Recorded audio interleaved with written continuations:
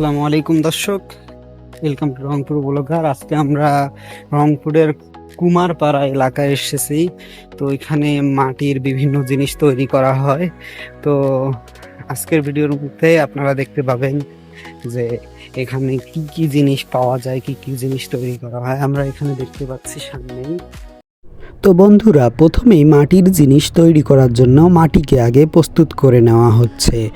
আমরা যেমন রুটি বানার আগে আটাকে যেমনভাবে প্রস্তুত করে নেই, ঠিক তেমনভাবে মাটিকেও প্রস্তুত করে নেওয়া হচ্ছে। এরপর মাটি প্রস্তুত হয়ে যাওয়ার পরে তাদের যে মেশিন আছে সেই মেশিনের উপরে এভাবে মাটিকে ভালোভাবে গোল করে বসানো হয়। এরপর মোটরের সুইচ দিয়ে তারপরে মাটিটাকে সুন্দরভাবে প্রসেস করা হয়, অর্থাৎ হাত দিয়ে চাপ দিয়ে লম্বা করা হয়।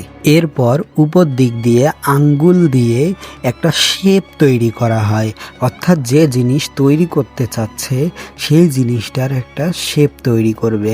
তো আপনারা ভিডিওর মধ্যে দেখতে পাচ্ছেন কিভাবে নখ দিয়ে একটি বাটি তৈরি করে ফেললো।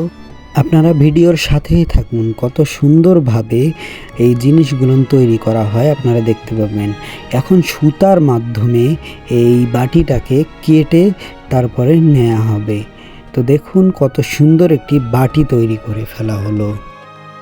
তো দেখুন এই বাটিগুলো কত সুন্দরভাবে তৈরি করা হয়েছে। তো আমরা নতুন একটি বিজনেস শুরু করতে যাচ্ছি, সেজন্যই আমরা মাটির পাত্র নিজেরাই কাস্টমাইজ করে নেওয়ার জন্য আমরা এই কুমারপাড়ায় গিয়েছিলাম। তো কুমারপাড়ায় যাওয়ার পরে আমরা অনেক বাটি তৈরি করার পরে আমাদের লাস্ট পর্যন্ত একটি বাটি চয়েস হয় এবং আমাদের ডিজাইনের সাথে একদম মিলে যায়।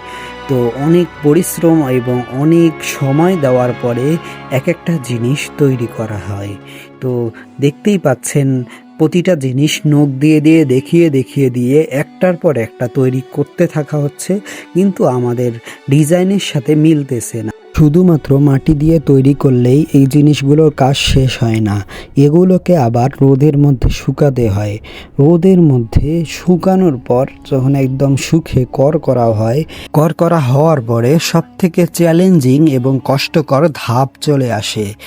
এগুলোকে একটা মাটির বড় ভাটার মধ্যে ঢুকিয়ে এরপর নিচ থেকে আগুন দেওয়া হয় এবং আগুন দেওয়ার জন্য তুষ দেওয়ার জন্য একজনকে একদম ভাটার ভিতরে থাকতে হয়। এই গরম তাপমাত্রা সহ্য করতে হয় এই দুইজনকে।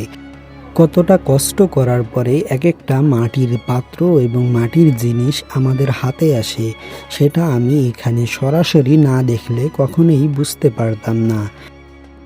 তো আজকের ভিডিওটা ভালো লেগে থাকলে অবশ্যই চ্যানেলটাকে সাবস্ক্রাইব করে দিবেন। তো আজকের ভিডিও এখানেই শেষ করতেছি। সবাই ভালো থাকবেন, সুস্থ থাকবেন। আল্লাহ হাফেজ।